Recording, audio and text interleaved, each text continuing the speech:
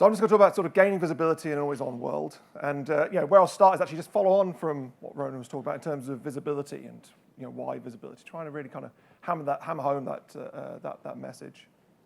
I suppose we can start with some more quotes potentially. We could look at Donald Rumsfeld, very famous for his known unknowns and unknown unknowns, which actually, I think became a little bit of a joke, but actually is extremely true. And actually, incidentally, he wasn't the one that came up with him. It was an academic before him, and he was just plagiarizing somebody else's work. So I'll plagiarize his as well, and talk about that. But it's important that we understand what we know, but also what we don't know.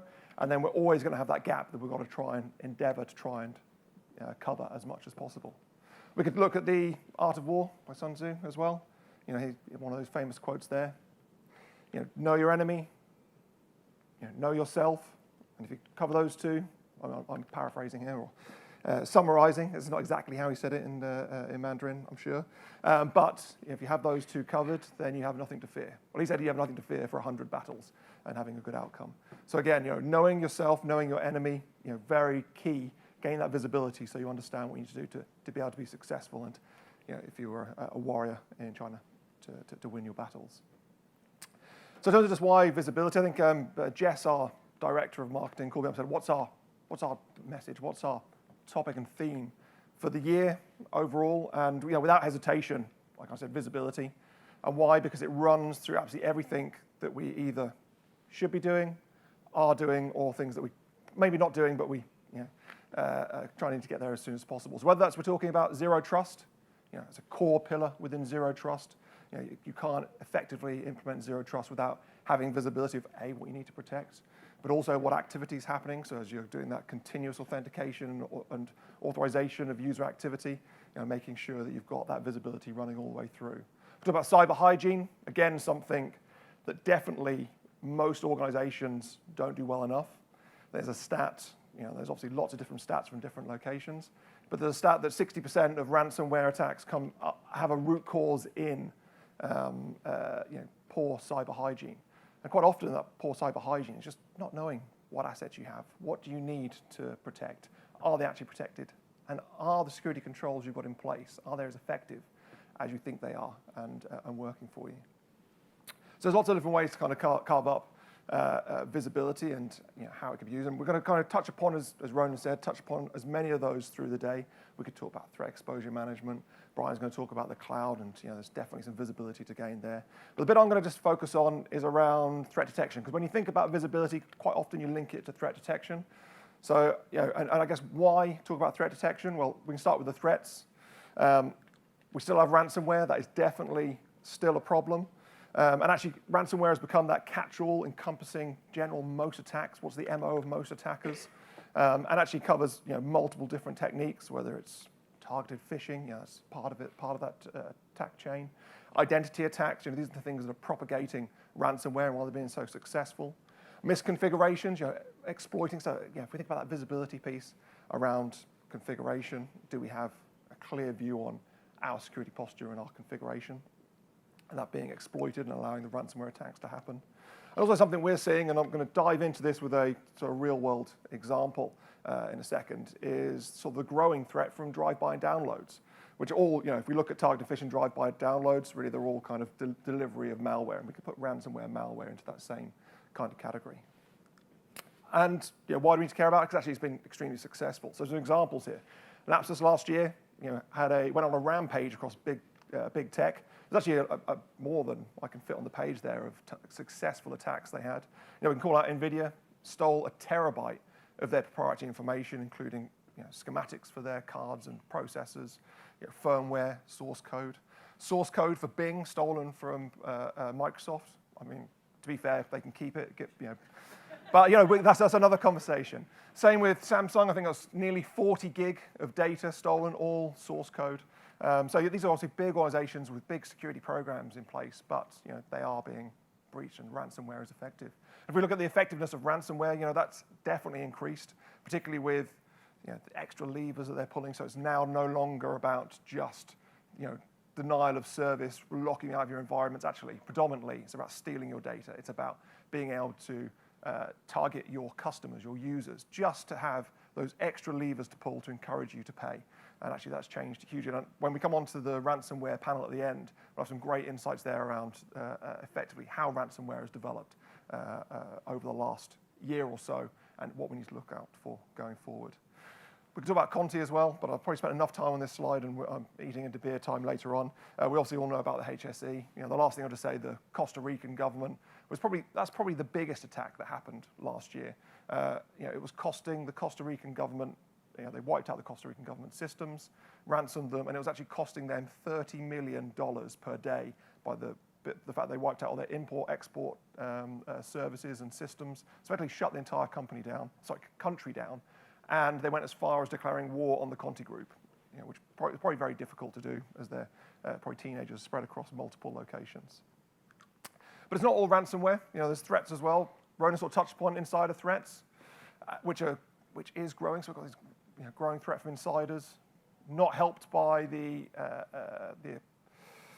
change in or the rise in our cost of living, which is tempting people to assist. Actually, that feeds back into ransomware as well. We're seeing evidence of some of these successes from targeting account takeovers, but people letting them into the environment, tempting them with money because they're disgruntled. And actually, big tech, and I think we can still call Yahoo big tech, but these companies all suffered big insider threat breaches over the last year, and the majority of them were walking out with data and finding out afterwards. In fact, actually, the Google one, and it was related to their program for their self-driving cars, cost them, they estimate, $1.5 million, and just from somebody walking out. So it is a massive threat and can have huge implications on the business. The thing's also supply chain compromise, and I think we all kind of experienced it to different levels. We've seen it from a Log4Shell or Log4j perspective, where there's specifically the compromise, but the threat there comes from software that's in that supply chain and in that software bill of materials that potentially we don't have a view of and access to. We have the SolarWinds incident, which was pure supply chain compromise, compromising SolarWinds repositories, putting that code in there to allow them to exploit everywhere where SolarWinds was deployed. And Okta as well, from another side of the supply chain. So actually, supply chain's massive in terms of the threat. From the Okta side, that was just working with a third party that had lapsed security controls that allowed them to access the Okta environment and compromise those, which actually they had 4 last year, 4 large breaches, so hugely brand damaging. So the threats there, so it's important that we're able to detect those. So that's, I think, one of the reasons we need to focus on it. Again, Ronan touched upon sort of new horizons, new challenges. This is where we were before. Doing threat detection in this kind of environment was relatively simple. We knew where our users were, we knew where our data was, we knew where our applications were, and we were able to channel everything through gateways and put our monitoring in place there. It was nice and easy. That's not where we've lived for a little while, but I will say threat detection approaches haven't always followed suit, and this is where we live now, which is everywhere. Our data, our applications, our users are everywhere. The internet is effectively our network overall, and we really need to step up our threat monitoring capability to make sure it matches that environment. And then lastly, why do I want to talk about threat detection? Probably for selfish reasons. So Ronan touched upon it. Last year, managed service provider, recognized by Gartner in their market guide for managed security services, but also for our managed SIEM services. And then this year, we've been recognized for our managed detection and response service. And that's not, as a proud CTO, I want to boast about that as much as possible and thank the team that's all worked hard to get us there. But actually, the real reason of bringing that up and talking about it is the process that we had to go to get that recognition, which was really pulling back the curtains on our operation. What does our our monitoring and response processes, our people, and our practices and our approach look like? And so that Gartner can say, they are doing it in the way that we see as industry leading, so we are going to mark them in our and recognize them in our market guide. So that's what I kind of want to hope to get through today in the last sort of 30 minutes that I've got up on here, is to start talking through actually what some of those processes are, some of those approaches, so that we get some insights actually how should we be approaching threat detection. So pulling back the curtains on what we do, so that I think as actually one customer I was talking to yesterday, asking can we see the secret source, and I'm quite happy to walk through some of that secret source. But before we get there, I just want to kind of frame that in terms of a threat and bring a real world example, because I think it's the best way to learn is by mistakes. a good way to learn is by mistakes. The best way is to learn from somebody else's mistakes. And it also gives us great insights into, particularly into a ransomware attack, how it's happened, what we could do, where the visibility gaps were, and to start building that thought of what we should be doing slightly differently. So in this case study, it's just one that our IR team, I think Patrick and his team are here and about to say. Patrick's on a panel later. Feel free to get some time with him to talk through some of his war stories, and I'm sure he'll bring some to the stage later on. But our incident response team were called in to a consultancy firm, around 250 employees, 50 million in revenues, hit by the Lockbit ransomware. And what was interesting about it was, we talk about the dwell time being on average 240-something days. But actually in ransomware, it's generally a lot less. And we've seen this in this example, but actually a lot of people saying looking at ransomware now, it's a matter of days. And again, we'll touch upon that when we actually look at the ransomware example in a bit more detail in a second. But in effect, this organization was completely wiped out by the ransomware attack. As I say, it took a course of 2 months. Why 2 months?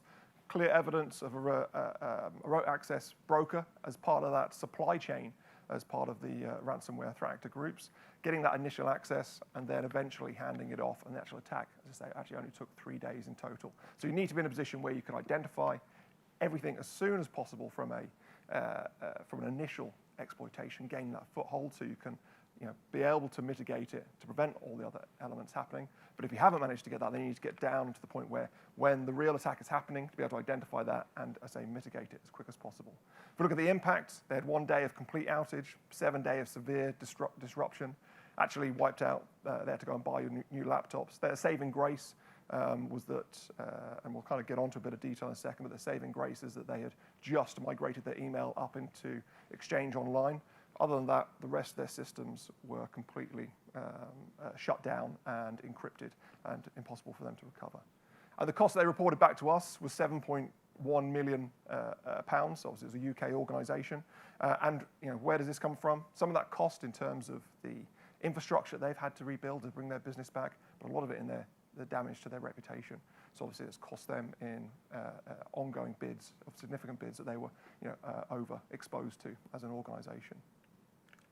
So trying to bring that to life, and so we can try and get some real insights, we can go down, actually, what were the steps that happened in that timeline, in that case.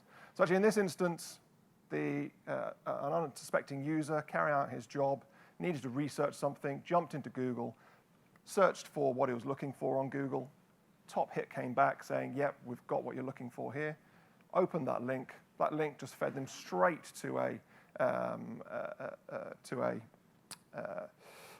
payload delivery server, which served up a zip file that had the exact search string that they put into Google.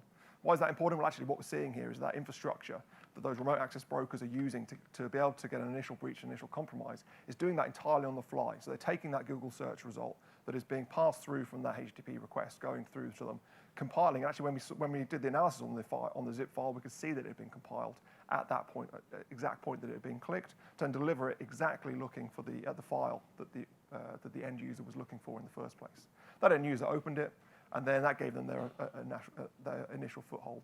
And that just opened up, allowed them to effectively establish their C2 foothold with Cobalt Strike, which was then running in the environment. And that's really, that sort of 2 month time frame was exactly what happened at that point. And then nothing else happened for the rest of for the timeline until we get to down to those last 3 days. And at that point, then the real activity came in. So this is where it's been handed off to the ransomware gang, and then they have kicked off their activity. They've carried out their lateral movement throughout the environment. They've gone through. They've used AD Find to be able to recon the entire environment, understand what the AD environment looks like. They've identified that there's an ESX server that is AD joined. Just as a hint, don't join your ESX servers to AD, or if you're going to simplify administration, make sure it's in a separate forest so that if your user forest gets compromised, then you're not going to lose all of your systems. Because actually what happened in that case is that they were able to, A, build themselves the infrastructure they needed within the ESX environment to carry out their attacks, which was very hard to detect because they weren't going to deploy any of the detection tools on there to help the blue teamers there. But it also meant that they were able to snapshot, encrypt, and then destroy every single VM host. So it meant that that timeline is extremely quick when they manage to get access to that kind of critical infrastructure. And then lastly, they use the AD infrastructure to use their final stages of the attack in terms of pushing out the encryption tool for the rest of the desktops, and also using GPO to be able to push out the ransomware note onto everyone's desktops straight away. And what we saw was a huge ransomware demand, and one of those insights is ransomware demands have changed significantly. They've gone from being, we'll put a ransomware demand, and then when you say more time, they'll just let it happen. Actually, what they now say is, you can have more time, but we want X amount up front right now, otherwise you're going to lose all your data to keep extorting overall. And I said, well, you say, well, actually, how does that help us with visibility? Well, if we look at some of those lessons learned from that organization, you could say, on the face of it, they must have been a very immature organization. Well, actually, they were very heavily invested in technology, leading EDR platform in place. They had a leading NDR platform in place. But what went wrong? Well, actually, they didn't have visibility of those platforms. Their EDR platform was misconfigured, so they didn't have visibility of how that configuration was. Is that effective on an ongoing basis? That's the first thing that we need to start thinking about. Are our controls in place effective to be able to mitigate the threats that we're hoping for, that we're expecting to be able to cover? And then if we look at their network detection and response platform, yes, that was there. And actually, all the evidence was there in the logs, all of the beaconing from Cobalt Strike from 2 months back. They had that opportunity to be able to mitigate it. But unfortunately, that was going off into an inbox because it was too noisy. So they didn't have the people, they didn't have the processes in place. They were very heavily leveraged on the technology. Once that downside from a technology perspective, they didn't have a SIEM in place. You might say, well, actually, do we need a SIEM in these days? Well, actually, when it came to investigation of the threat, actually, the SIEM at that point would have become extremely important to be able to understand what's going on. So just those points there that we can focus on from a visibility perspective. Visibility about our controls, are they effective? Segmentation, do we have the ability to be able to identify things that are laterally moving across our environment? And do we have the monitoring in place to make sure that we have the people and processes on the back end? And actually, what we need to kind of focus about, I'll just put this up here very briefly, because I'm sort of a big fan of the unified kill chain as a way of talking about the threats, making sure that each one of these pillars, each one of these elements that we have all the way across the MITRE ATT&CK framework, do we have that ability to gain visibility into what attackers are doing so that we can respond to it. So kind of moving on to how should we start building a modern sort of threat monitoring capability around detection and response so that we can start, when we're getting these ransomware attacks and other activity, whether it's insider threat, whether it's compromise, supply chain compromise. Actually, we could take, if we talk about supply chain compromise, and we're talking about SolarWinds, something that's in our environment, how are we going to be able to detect that as it starts kicking in, as it's active overall? Well, firstly, we start looking at the anatomy of a modern SOC, and actually, SOCs have definitely changed over time. We see that in our own SOC, and actually we now break it out into the two elements. And really, how do we enable our people to be successful? Actually, it's to focus on these three pillars: threat and exposure management, security monitoring, detection and response, and then the governance piece, and then moving the distraction of technology and engineering away into our infrastructure and operations teams overall. When we talk about how do we build, how we kind of view security at Integrity360, we start using our security first model and our security first approach. This is very prevalent here. How should we approach things? We should approach them from a identify and assess perspective. So understand what our threats are, understand what our environments are, what our systems are, and then make sure that we're building our controls to protect against those. And then I say implementing those preventative and protection controls as much as possible, but then making sure that when we have that mature approach, that when those preventative controls have been breached, and they will be breached, that we're able to then be able to detect, analyze, monitor, and then ultimately be able to respond to that. If we bring that into a detection response perspective, another way of looking at it is we need to set ourselves up and our processes up so that we have coverage from a pre-incident perspective. So are we getting ourselves ready before the incident happens? Is our house in order, and do we have the right capability, the right controls in place, the right visibility that we need to be able to identify a threat when it occurs? And then we start thinking about, well, actually, peri-incident. So during that incident, do we have the processes, do we have the people, do we have the technology to be able to affect an investigation, be able to affect a response? And then post-incident, do we have the people, do we have the processes in place to make sure that when an incident has been identified, it has been investigated, have been mitigated, that we can follow through into the full post-incident processes, and we'll touch upon some of those in a second. So that's the way I like to frame our sort of view and approach. And we can then define what are the pre, peri, and post-incident processes and capabilities that we actually need to put in place. So if we look at pre-incident, everything we need to do now needs to be intelligence-led. So we need to make sure that we're getting threat intelligence being fed into our teams and into our organization. And really, what does that mean? Well, we can break threat intelligence down into a couple of pieces. One could be IOCs, limited use. It's indicators of somebody else's compromise rather than indicators of your compromise. Actually, what we need to look at is the tactics, techniques, and procedures, and make sure we have a process that is going to be analyzing those, understanding which ones are relevant to us in terms of threat actors, campaigns, the tactics they're using, and allowing that to inform our actions, inform our teams overall, as we're delivering that ongoing service. So make sure we have that threat intelligence process and it's ingrained in our organization. We do have our security engineering capability in place, so making sure that our platforms are functioning, that we have the right capability in place, that we have the coverage in the right place. I think too many times our incident response team have engaged with organizations that have been hit with an attack, with a ransomware attack, whatever it might be, and actually, as with that example we went through, they thought they had the cover in place. They didn't. They thought, for example, their SIEM gave them coverage and visibility of everything, but actually it had a very sort of niche coverage of their environment, which meant they were blind to everything overall. So making sure that we're ongoing, maturing that effectiveness of our capability. We need to make sure we have a detection engineering process that is being fed by threat intelligence to make sure that we're able to identify the threats that we need to identify our environments, so that we're constantly building those use cases on an ongoing basis. Too many times, I think, and I look at many organizations that I've engaged with, and we find, particularly when we talk about SIEM technology, they're implemented to be as good as they are on the first day, and they don't move on from there, particularly when it comes to use cases. So make sure those use cases are being developed. They are constantly being refined, optimized, and enhanced, and make sure that the use case catalog is growing, particularly in line with the threat landscape that is that you as an organization in particular are facing.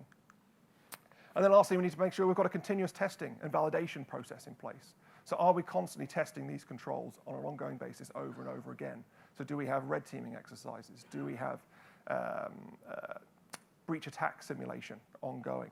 Are we validating these controls? So back into that process of, are we as good as we actually think we are? So these are all things we need to be doing pre-incident on an ongoing basis to make sure we're ready, so when threats occur, that we're able to deal with them.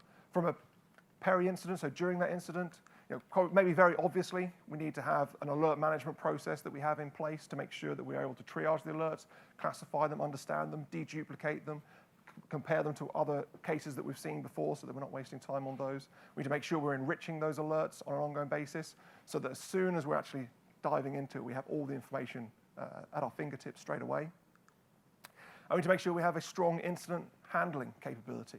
So making sure that we have all the run books and playbooks there that we need from a incident handling perspective, that when we receive an alert, we know exactly what we're doing to be able to investigate this threat at the point where we receive it. And then importantly, once we've done that investigation, that we have the processes, we have the technology, we have the people and the skills in place to be able to effect a response and really to be able to do that containment and disruption. And we want to be able to do all of that in a very quick time frame. And that's the important piece. If we think back to that example where we've got 3 days of where the ransomware attack really took place, we've got very little time that we want to be able to respond as quick as possible. So do we have the tried and tested processes? And again, that goes back to our continuous testing on an ongoing basis to make sure that when we want to reach for that tool to be able to contain, isolate a host, that we know exactly what we're doing and that it is effective and it works. And then lastly, we need to make sure that we're not just waiting, and Ronan touched upon it from that change from reactive to proactive, making sure that we're being proactive in hunting for threats on an ongoing basis. So making sure that we have that threat hunting process on an ongoing basis to be able to look for those threats that tools wouldn't necessarily bring up. And that might be actually, our tools are bringing up some low or informational level alerts, but they're all centered around this single user, so we've got some anomalous activity here. Or it may be actually being fed by the threat intelligence process to say that, here's some high priority tactics and procedures that are affecting organizations in our sector or with our platforms that we have internally. So now, based on that information, let's build and hypothesize exactly how we would identify that user from those tactics and techniques and actively go and search the data. So again, we need to make sure we've got those technologies in place to be able to do that searching as well. From a post-incident perspective, then obviously it's making sure that we're able to, once we've completed our containment, and if it is a wider threat, that we're able to do that forensic analysis. Again, tools, capability in place. Do we have the right incident response retainers? Do we have the people in-house to be able to do it? Can we do the eradication? Very important. Do we know how we're going to respond, how we're going to communicate with the business, and particularly when we look at eradication, how are we going to eradicate that threat? It might be one thing that we've done the initial containment, but actually, if there's a much wider threat, then we need to make sure that we're doing that eradication and they're out, and that we've got those threat actors out of the environment. And actually, that's a very hard thing to do, particularly if you don't have visibility of what's going on in the environment, because then you're constantly a guessing game of, have we removed them from the environment? No, we haven't, because they've now just compromised this system. We're about to detect it here. The more visibility you have, the easier it is to say, do you know what, we're confident that we've removed them from the environment. We can now get back to business as usual as quick as possible. And that's part of that, also that root cause analysis. So these are the processes that we've put in place as part of our detection and response process that we deliver to our customers to make sure that we have these going on. And as Ronan said, making sure that we have the processes defined, matured, and measurable so that we can see the effectiveness of them on an ongoing basis. If we start looking at sort of technology around detection and response, sort of going, a slightly exploded version of the previous diagram a few slides back. This is the world we now live in, and do we have that detection capability built around the new platforms and where our data, where our users, where our applications exist? So what we need to be thinking about now is make sure that we've got coverage across our endpoints. Most of us have got endpoint coverage. Across log analysis, making sure we've got visibility of everything that's happening on all of our systems, and making sure that covers as many systems as possible, if not all.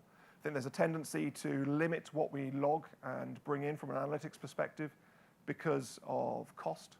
I think that model is changing. If we look further down the line, most providers are looking at how can we prevent customers feeling that they can't log everything, and how do we move them towards a log everything approach. So if you're looking at a SIEM platform, start thinking about actually how can I invest in something that's going to allow me to scale and grow my business and not hold me back.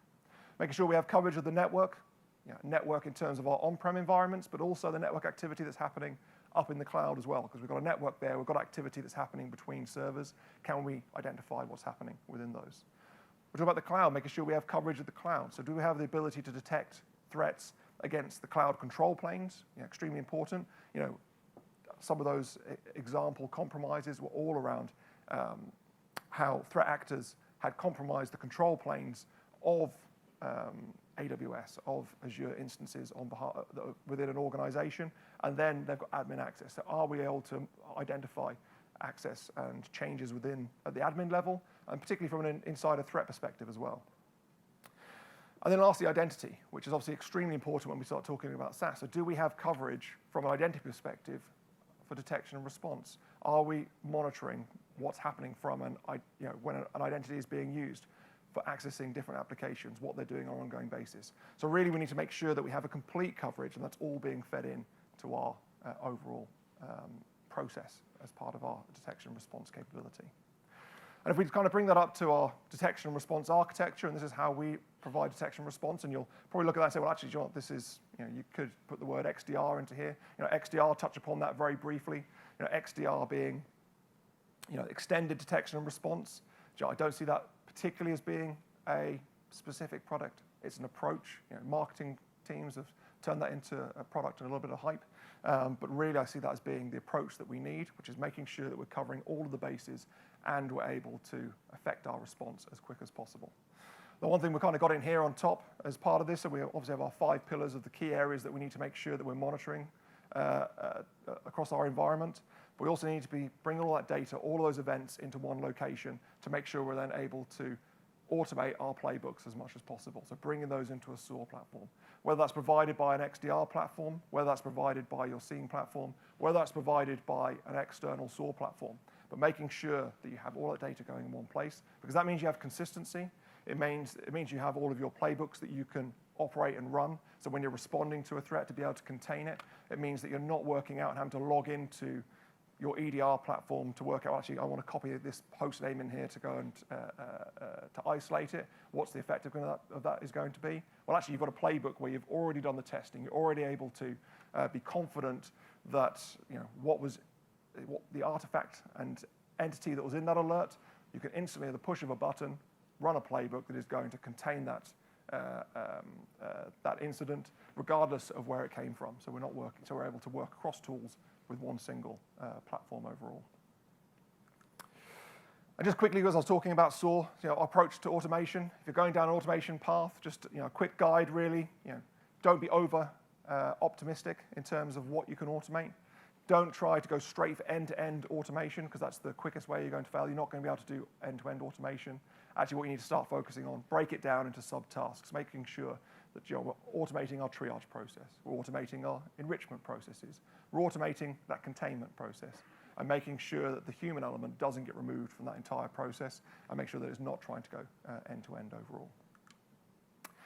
And then lastly, just around detection engineering, I'll just kind of walk through one of our key processes. And this really all fits in how we're delivering security now as as infrastructure as code and detection as code.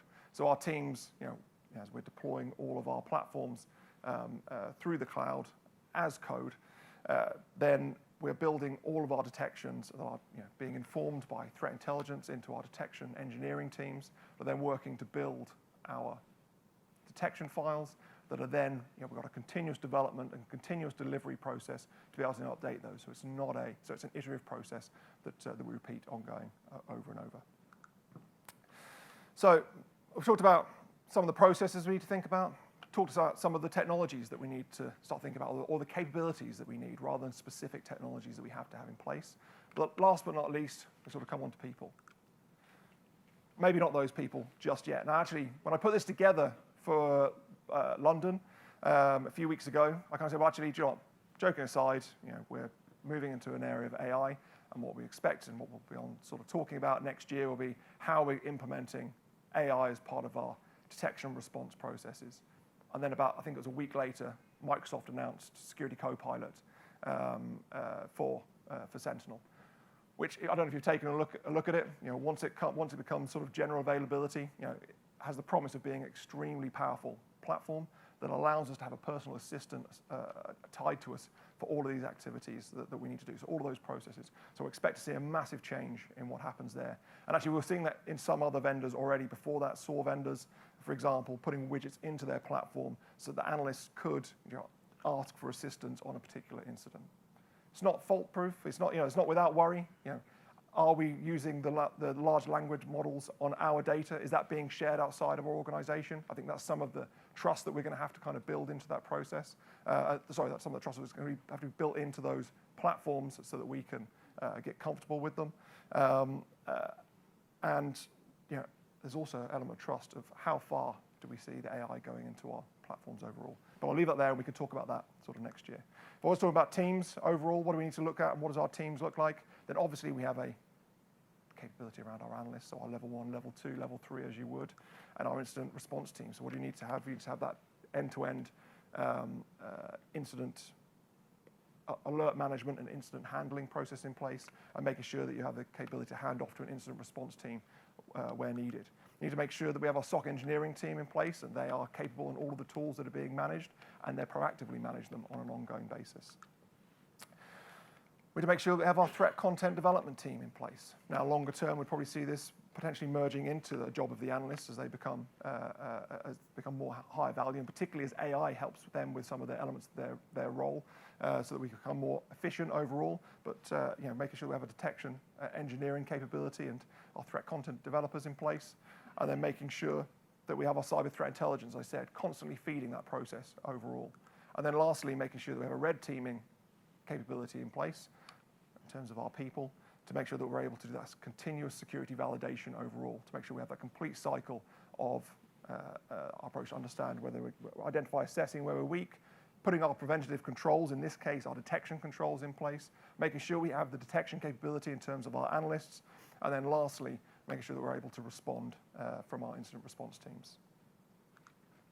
And then lastly, I just touched upon how we've kind of seen the evolution of security analysts as people, and I can talk about this because I definitely came from the very starting point around network security. And actually, if we look at the analysts that we need to recruit into organizations, we've seen this change over the last few years. Originally, we were looking at people that had firewall skills, IPS skills in place, and that's what we were looking to hire into our SOCs.